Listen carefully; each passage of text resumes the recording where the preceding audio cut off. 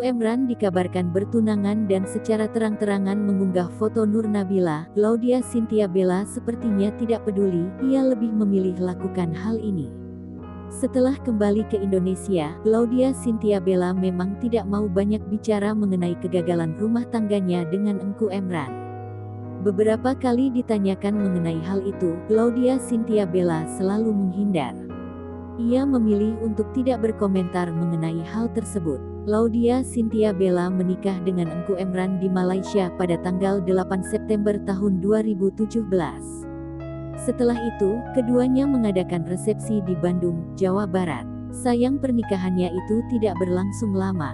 Pada Juni tahun 2020, Laudya Chintya Bella mengumumkan sudah berpisah dari Engku Emran.